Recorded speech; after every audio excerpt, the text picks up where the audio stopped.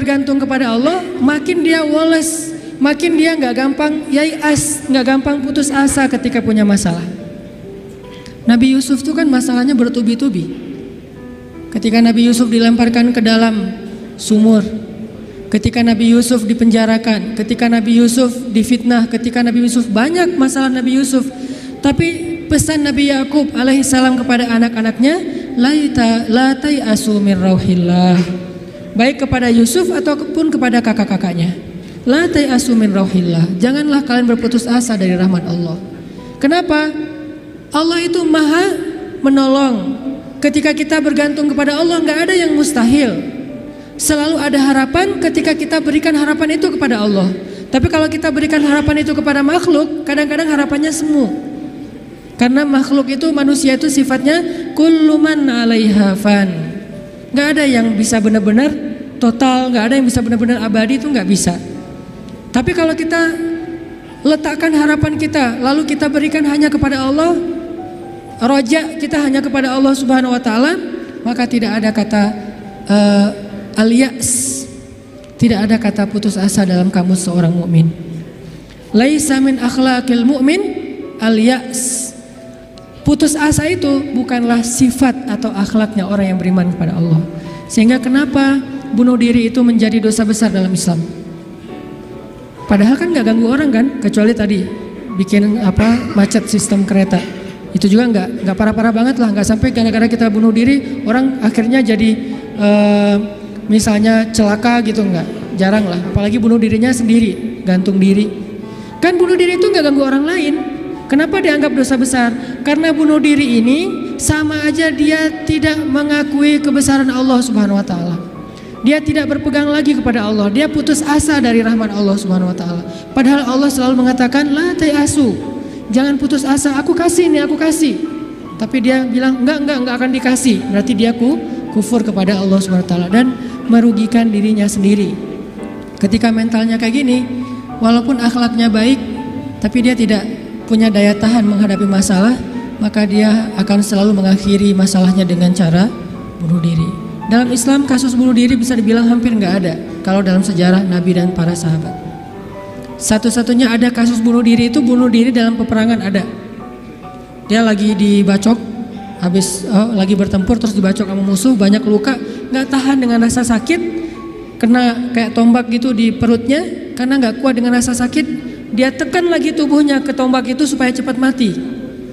Lalu ketika dia sudah meninggal, orang-orang mengatakan dia itu pemberani, dia itu syahid, dia itu hebat. Kata Nabi tidak, dia di dalam neraka.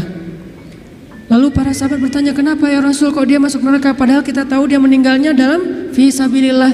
Kata Nabi karena dia nggak bersabar terhadap ujian dari Allah Subhanahu wa taala. Sakit, ya udah daripada saya nggak kuat nahan sakit, mending sekalian mati nih. Itulah al-ya's. Dan itu tidak ada dalam kamus orang yang yakin kepada Allah, beriman dan bergantung kepada Allah SWT. Jadi kalau kita mau belajar kepada orang Jepang, ada yang kita bisa belajar banget, yaitu moralnya, kedisiplinannya, kebersihannya. Tapi tetap ada satu hal yang fatal yang mereka tidak punya, yaitu Tuhan. Mereka nggak percaya kepada Tuhan. Kalaupun ada agama, kata teman-teman di sana, lahirnya sebagai orang agama Shinto kalau nggak salah, terus nikahnya sebagai agama Katolik kalau nggak Protestan, matinya sebagai agama Buddha. Jadi gonta-ganti itu. Kenapa gonta-ganti? Karena buat mereka agama itu hanya sekedar culture. Mereka tidak menyebut Islam sebagai agama Islam, tapi budaya Islam. Mereka tidak mengenal nilai-nilai ideologis, yang mereka tahu adalah nilai-nilai budaya, adat istiadat atau culture. Sehingga buat mereka pindah-pindah culture itu bagian dari kebijaksanaan. Kayak kita misalnya, saya nih orang Aceh, ketika saya berada di Sunda, di mana bumi dipijak, di situ langit dijunjung. Itu kan wise kan? Ketika kita menghargai budaya tempat kita tinggal, keramahan keramahan lokal atau apa gitu. Nah ini kan apa? Kearifan lokal. Arif kan bijaksana nih. Nah karena mereka menganggap agama itu hanya sekedar culture, maka arif menurut mereka itu ketika kita bisa beradaptasi dengan semua momen-momen culture itu. Masa-masanya Valentine mereka jadi orang Kristen. Masa-masanya hari tertentu misalnya hari besar Cina misalnya mereka jadi orang Buddha. Masa-masa tertentu mereka jadi orang Shinto dan segala macam. Yang nggak ada menjadi orang Muslim. Jadi karena nggak bisa dimix nih, satu-satunya yang nggak bisa dimix menurut mereka cuma culture Islam. Yang lain bisa dimix, culture Islam nggak bisa dimix sama mereka sehingga nggak bersentuhan langsung. Ini artinya mereka melihat semua itu hanya sekedar moralitas. Bukan sebuah nilai ideologis yang menguatkan mental, bukan. Sekedar moralitas. Culture Islam moralitas, culture yang agama-agama lain yang kita sebut itu moralitas, termasuk culture Jepang itu adalah moralitas. Tapi mentalnya lemah, sehingga ketika mereka punya masalah di dalam dirinya, mereka nggak punya pertahanan sama sekali. Sedangkan kita melihat ad-din, melihat Islam adalah sebuah nilai yang membangun mentalitas kita. Hanya ke akhir-akhir ini kita cenderung melihat Islam itu hanya sebagai undang-undang, sebagai syariat, sehingga orang takut sama Islam. Seolah-olah kalau kita mau menegakkan Islam, yang kepikiran itu cuma kisos, yang kepikiran itu cuma cambuk. Padahal Nabi menerapkan itu juga akhir-akhir setelah mentalitasnya udah mantep nih. Setelah pemahaman agamanya udah komprehensif, setelah diedukasi, baru kemudian penutupnya adalah menyempurnakan keadilan dengan cara menegakkan hukum. Kalau ada orang yang bilang misalnya, ngapain sih Tuhan katanya pengasih tapi kok menciptakan neraka? Sebetulnya jawabannya logis banget dan sederhana kan? Karena tanpa ada surga neraka tidak ada keadilan. Kemana larinya orang-orang yang berbuat jahat dan zalim kalau tidak ada neraka? Maka kalau semuanya masuk surga, yang zalim sama yang terzalimi, lalu di mana keadilan? Kalau gitu kita mending jadi orang jahat aja, toh masuk surga juga kan? Mending kita ambil aja hak orang lain, toh nanti di akhirat juga tetap masuk surga. Kalau gitu di mana ada keadilan? Keadilan Allah itu justru menciptakan surga dan neraka. Cuman pintu surga lebih banyak daripada pintu neraka. Dan Allah selalu memberikan peluang untuk selamat dari api neraka dengan cara mengampuni dosa. Allah Maha Adil. Allah nggak mengatakan kalau udah cap neraka udah nggak akan lagi berubah, enggak. Kalau kamu buat dosa sekali nggak akan diampuni, pasti masuk neraka, enggak. Disitulah Maha Rahman. Selain Allah adil, Allah juga Rahim, Rahman, Rauf, apalagi banyak sifat-sifat Halim. Allah menciptakan keadilan dengan adanya surga, adanya neraka. Tetapi Allah selain adil, Allah juga Maha Pengasih. Dengan apa? Kalau ada yang berbuat dosa nggak langsung dihukum sama Allah. Kita sering buat dosa, emangnya langsung dihukum? Enggak. Kadang-kadang memang Allah langsung negur, tapi bukan hukuman. Karena kalau dihukum harusnya lebih dari itu. Kalau ditegur, karena kadang-kadang kita nggak sadar dengan cara-cara yang baik. Allah kasih sedikit, ada cemeti sedikit, biar kita dicambuk sedikit, ditoel dikit ya. Biar kita sadar. Supaya apa? Biar kita sadar. Biar dengan kesadaran itu kita menjadi lebih baik, lebih bermanfaat, lebih berkualitas hidupnya. Allah nggak langsung menghukum kita. Kalau Allah mau menghukum kita dengan dosa kita, kayaknya kita nggak ada yang berada di sini sekarang nih. Udah celaka dari dulu-dulu juga. Sekali kita minum, sekali kita narkoba, sekali kita berzina, sekali kita membunuh, sekali kita mengambil hak orang lain, udah langsung celaka. Kenapa masih bisa hidup? Kenapa masih bisa berada di masjid? Dan ini keistimewaan yang Allah kasih kepada kita. Orang yang sering nyakitin Allah masih diundang ke rumah Allah. Kan Allah baik banget tuh. Coba kita, ada yang sering nyakitin kita, mau diundang ke rumah kita? Di telepon aja kita reject terus, kalau perlu di blok, nggak bisa nelpon lagi, unfollow segala macam, left group. Allah kita sakitin berkali-kali, kita cuekin, kita selingkuhin dalam bahasa kita mah ya. Gimana selingkuhin? Selingkuhin akidah. Kita bilang percaya sama Allah, tapi kita jalan sama yang lain. Kita bilang inna sholati wa nusuki wa mahyaya wa mamati lillahi rabbil alamin. Itu kan sama aja kayak seorang cowok bilang ke cewek, aku nggak bisa hidup tanpa kamu. Iya kamu kan gitu. Inna sholati wa nusuki wa mahyaya wa mamati lillah. Iya lillah gitu kan. Tapi kenyataannya kita merasa seolah-olah Allah nggak lihat, kita jalan sama yang lain. Allah tahu banget. Kalau perempuan mungkin nggak tahu kita jalan sama yang lain. Ketika nanti dia tahu, akhirnya dia shock, panik, dia luar biasa tersakiti. Tapi kalau Allah, setiap kita jalan sama yang lain tuh Allah ngelihat. Kita dekat sama yang lain, ke Allahnya enggak. Lah, yang kasih rezeki kan saya. Kenapa kamu terima kasihnya ke dia? Yang memelihara kamu kan saya. Kenapa kamu baiknya ke dia? Kok saya enggak? Berbuat baik kepada hamba Allah, Allah senang. Tapi kenapa kepada Allah enggak? Ini agak-agak kurang fair nih. Ke makhluk yang enggak berjasa, kita jadi baik. ke Allah yang maha berjasa, kita cuek, malah kita menuduh Allah dengan tuduhan-tuduhan yang gak pantas, ngerasa Allah gak penting dalam hidup kita. Kalau Allah gak sabar, makanya Allah itu sabur. Apa arti sabur? Sabar banget. Allah itu sami. Apa arti sami? Dengar curhat banget lah. Kita pasti gak kuat dengar curhat teman-teman kita. Bayangin kalau yang curhat ke kita itu ada puluhan orang, kan stres juga tuh setiap hari. Allah dicurhatin miliaran orang setiap hari, coba. Bukan miliaran orang, miliaran makhluk, semuanya curhat kepada Allah. Yas'aluhu man fis samawati wal ard. Semua yang ada di langit dan di bumi curhat kepada Allah. Tapi Allah mendengar semua curhat mereka seolah-olah mereka itu cuma satu orang doang gitu. Dan baru pertama kali curhat, akhirnya Allah mendengarnya tuh sami'un. Betah banget ngedengerin curhatnya. Betah banget Allah dengar curhat kita, nggak pernah. Kan kamu udah kemarin curhat, giliran atau dengan yang lain? Enggak kan? Kita berdoa setiap hari, kan udah kemarin giliran. Soalnya yang berdoa itu banyak loh. Kita di DM aja, di Japri aja kadang-kadang bete juga nih kalau udah dijawab sekali terus nanya lagi karena banyak banget yang bertanya. Kan agak capek tuh makhluk. Makanya kita nggak disebut sami'un, tapi kita sami'un. Allah sami'un, kita sami'un. Apa bedanya? Kalau sami'un senang mendengar, tapi tetap ada batasnya. Kalau sami'un pendengar banget, betah banget ngedengerin, nggak ada batasnya, nggak pernah Allah capek mendengar curhat kita. Lagian kadang-kadang kita yang dicurhatin ke Allah itu masalahnya itu juga belum selesai. Allah nggak pernah bilang belum selesai juga masalah yang kemarin, nggak pernah Allah ngomong gitu. Kayak berlarut-larut kamu teh masalah nggak beres-beres, Allah nggak pernah ngomong kayak gitu kan? Tetap aja hambaku ada apa, Allah mendengar. Dan bukan cuma mendengar, Allah yang ngedatangin kita ke langit dunia setiap sepertiga malam. Terus Allah bertanya, hal min dihajah, ada nggak di antara hambaku yang butuh sesuatu? Sini. Hal min taib, adakah di antara hambaku yang pengen taubat? Sini aku terima taubatnya. Hal min mustaghfir, adakah di antara hambaku yang pengen minta ampun? Sini aku ampuni dosanya. Allah datangin kita, Allah nawarin jasa kepada kita, masih kita bilang juga Allah nggak berjasa dalam hidup kita. Masih kita bilang kita nggak butuh Allah Subhanahu Wa Taala. Fa bi ayyi ala'i rabbikuma tukadziban. Jadi teman-teman, ada orang kadang dalam kehidupan kita itu berjasa banget sampai kita nggak bisa ngelupain dia. Salah satunya dalam hidup saya misalnya yang paling berjasa itu ibu nomor satu pastinya ya. Kedua istri. Orangnya ada soalnya di sini. Ibu, istri.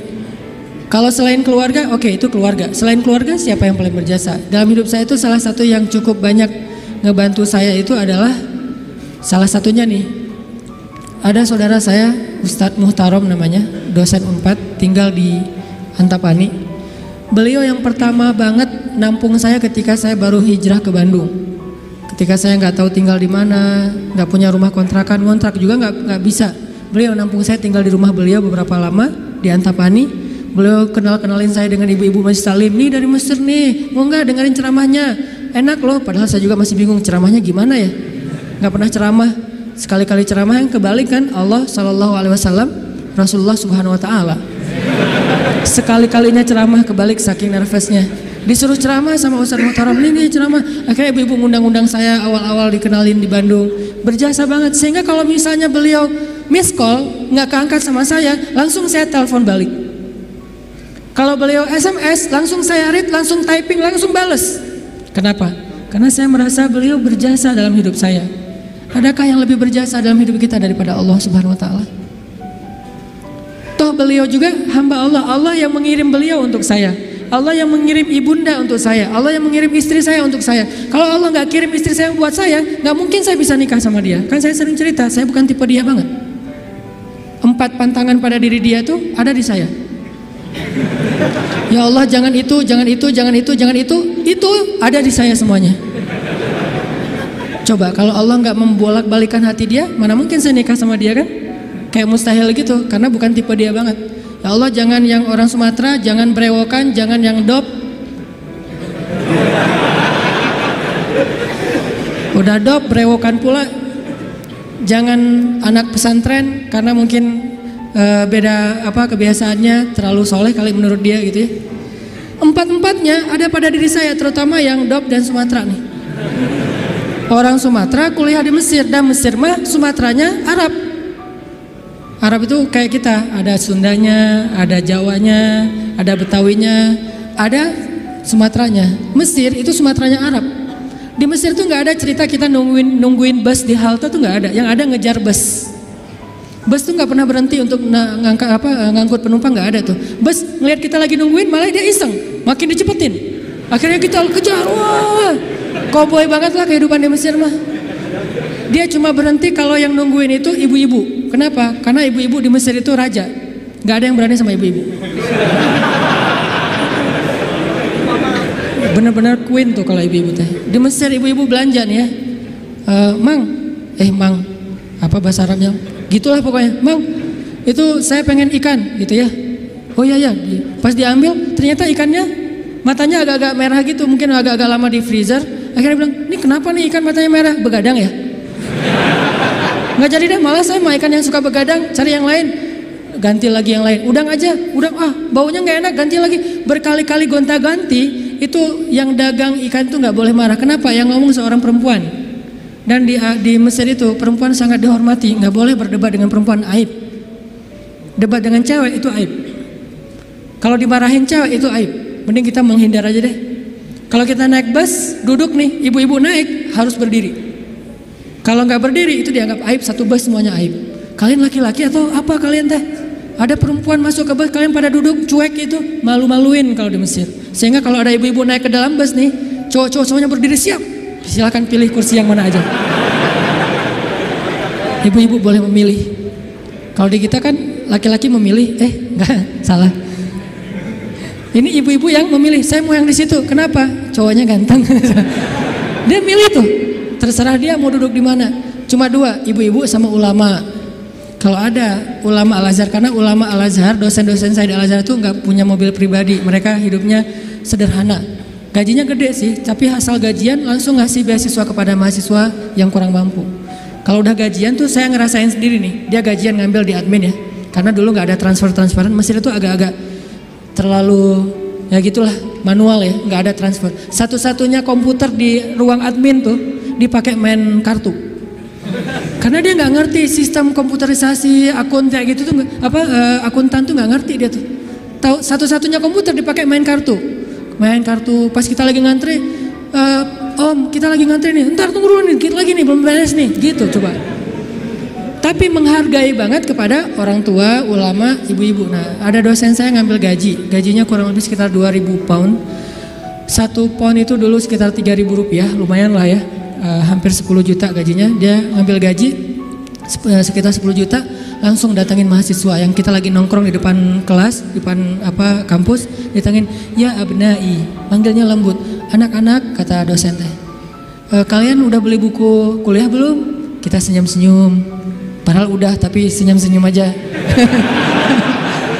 Mau bilang udah, jujur, mau bilang enggak boleh dusta ya, senyum-senyum aja. Oh ya udah nih beli buku, alhamdulillah. Akhirnya kita beli buku, cuman bukan buku kuliah, buku tambahan gitu, kayak buku sejarah, buku apa. Alhamdulillah dia ngasih dari 10 juta, 5 juta itu buat anak-anak. Dan itu kebiasaan di sana tuh dosen-dosennya. Makanya karena hidupnya kayak gitu, sederhana, nggak punya kendaraan. Dosen kalau mau ke kampus bareng dengan kita pagi-pagi tuh naik bus. Cuman kalau kita ngejar, kalau bus supirnya nggak berani disuruh dosen Al-Azhar ngejar bus kan nggak mungkin ya. Kalau ngelihat itu ada penampilan dosen, langsung busnya berhenti. Begitu dosennya naik, langsung jalan tuh, nggak peduli kita lagi di tangga kayak di apa, nggak peduli deh. Kan dosen dulu yang naik nih. Prof silakan. Dosennya naik, baru dosennya di atas, kita masih bergelantungan tuh, bus langsung jalan tuh. Sampai ada beberapa mahasiswa Malaysia karena nggak terbiasa mungkin, mereka kan biasanya naik taksi nih, karena beasiswa dari kerajaannya gede. Kalau kita kan beasiswanya dari Al-Azhar. Mesir itu negara miskin tapi ngasih beasiswa puluhan ribu mahasiswa asing. Negaranya miskin tapi bisa ngasih beasiswa, luar biasa. Nah Malaysia nggak dikasih. Negara yang tidak dikasih beasiswa di Asia itu Malaysia dan Brunei, karena dianggap udah sejahtera. Akhirnya mereka terbiasa naik taksi nih. Begitu mahasiswa Malaysia sekali naik bus, nggak terbiasa naik bus ala-ala Mesir gitu, turunnya membelakangi arah jalannya bus. Kebayang kan? Gelundung gitu kan? Kita mahasiswa Indonesia ketawa-ketawa aja, wah lucu. Kalau kita kan udah biasa koboi ya, kejar bus, terus turunnya sambil lari. Kadang-kadang kalau bawa barang itu barangnya dilempar dulu ke dalam bus, langsung dikejar naik gitu. Udah biasalah kayak gitu-gitu di Mesir. Tadi cerita apa tadi teh? Hubungannya? Ya gitulah, nggak ada hubungannya. Pokoknya balik lagi ke tema ya. Intinya ketahanan hati kita itu ketika kita dekat kepada Allah Subhanahu wa taala. Jadi nggak ada ceritanya dalam kamu seorang mukmin ada masalah, baper, udah gitu bunuh diri, nggak ada. Tergantung tawakal kita kepada Allah. Coba rasain ketika kita lagi ngerasa enak nih hubungannya sama Allah, sama ketika kita lagi jauh dari Allah, terus dua-duanya dikasih masalah, mana yang lebih nyaman buat kita? Kalau kita pas lagi dapat masalah, pas lagi dekat sama Allah, itu akan bertahan banget. Saya pernah ngerasain itu. Saya karena kan sering ditolak ya ceritanya ya, curhatlah dikit lah ya. Kalau ditolaknya lagi jauh dari Allah itu baper. Tawaf Sungai Nil kan, mau loncat, aduh dalam takut ada apa kuda Nil gitu, nggak loncat, buat apa lagi hidup kalau kayak gini ya. Kenapa kayak gitu? Lemah gara-gara jauh dari Allah. Kalau ditolak pas lagi dekat sama Allah nggak apa-apa, yang penting jangan ditolak sama Allah kan gitu. Ditolak, ya Allah pasti engkau mau ganti yang lebih keren ya. Husnuzon kan, aku tergantung prasangka hambaku. Ya udah bertahan. Orang makin dekat sama Allah makin tough, makin bisa survive dalam menghadapi masalah. Makin tuh. Kenapa? Karena survive seseorang dalam menghadapi masalah itu bukan soal dia punya uang atau enggak, dia punya teman atau enggak, dia sehat apa enggak. Soal mentalnya, hatinya kuat enggak menghadapi masalah. Baru dia bisa tough dan survive. Ada orang yang secara fasilitas hidup udah nyaman, kenapa masih bunuh diri? Termasuk tadi tuh di Jepang itu kan jaminan sosial tinggi banget ya, luar biasa ya. Sampai ada teman saya, bukan hanya berlaku untuk warga Jepang, untuk warga asing yang kerja di Jepang tetap dapat jaminan sosial karena pajaknya tinggi. Ada teman saya yang ngelahirin, setelah dia nikah hamil lahir, itu anak biaya ngelahirinnya ditanggung pemerintah, terus ibunya boleh cuti selama 6 bulan, tapi tetap dapat gaji full setiap bulan. Cuti 6 bulan, gaji fullnya setiap bulan, ditambah lagi dengan bonus karena udah punya anak, dikasih bonus. Jadi punya anak dikasih bonus. Makanya di sana tuh kayaknya orang menikah itu semangat ya, nggak pengen istiqomah jomblo lah ya. Karena jomblo nggak ada bonus di sana. Begitu nikah dapat bonus, begitu punya anak dapat bonus. Tapi ada batasannya, anak nggak boleh banyak-banyak juga. Makin nambah anak, makin nambah pajak. Jaminan sosialnya tuh tinggi. Tapi kenapa kok malah gampang putus asa? Padahal secara fasilitas hidup sudah tercukupi. Mental, mungkin secara etika keren lah, pokoknya ngacung jempol pokoknya. Tapi kalau mentalnya lemah, kosong, ada yang gersang di dalam hatinya karena tidak diisi dengan kata Allah di dalam hati mereka. Di satu sisi kita perlu belajar kepada mereka, di sisi yang lain mereka perlu belajar kepada mukmin. Salah satunya mukmin di Indonesia. Ketika kita jauh dari Allah, mulai naik tingkat kriminal, mulai naik tingkat bunuh diri, mulai banyak orang yang putus asa, mulai banyak orang yang mengeluh, terjadilah krisis sosial. Itu ketika jauh dari Allah. Sejak kapan dalam persepsi kita miskin itu masalah? Di zaman Nabi miskin itu bukan masalah. Masalah itu fakir, bukan miskin. Di zaman Nabi malah berdoa jadi pengen jadi orang miskin. Ya Allah, hidupkan saya sebagai orang miskin, matikan saya sebagai orang miskin, bangkitkan saya bersama orang miskin. Nabi itu cuma bilang hampir-hampir kefakiran itu menyebabkan orang kufur. Itu teks hadisnya, kadal fakru ayyakuna kufran, bukan miskin jadi kufur. Nggak ada teks kayak gitu. Terjemahan kita yang keliru. Orang miskin itu dekat dengan kekufuran. Nggak ada teks hadis kayak gitu. Yang ada fakir dekat dengan kekufuran. Terus apa bedanya miskin dengan fakir? Miskin itu kurang harta, kalau fakir itu kurang syukur. Makanya Nabi dalam konteks miskin malah berdoa pengen jadi orang miskin supaya hisabnya gampang. Tapi kalau dalam konteks fakir, Nabi malah bertauz, Allahumma inni a'udzubika minal fakri. Ya Allah, aku berlindung kepadamu dari kefakiran. Maksud kefakiran di dalam doa Nabi itu bukan kurang harta, tapi kurang syukur, kurang qanaah dengan apa yang diberikan Allah Subhanahu wa taala. Mental. Makanya salah satu misi Allah menurunkan Islam, mengutus Nabi Muhammad SAW itu adalah membangun mentalitas manusia yang kita sebut dengan mukmin muslim. Mentalnya yang dibangun, sehingga dengan mental itu lahirlah kebaikan-kebaikan yang sifatnya moral, kebaikan yang sifatnya akhlak, kebaikan yang sifatnya ritual, ibadah. Tapi semuanya berawal dari mental, termasuk sabar mental. Yang menyebabkan seseorang gak gampang panik mentalnya, dan mental itu tergantung keyakinan dia kepada Allah Subhanahu wa Ta'ala.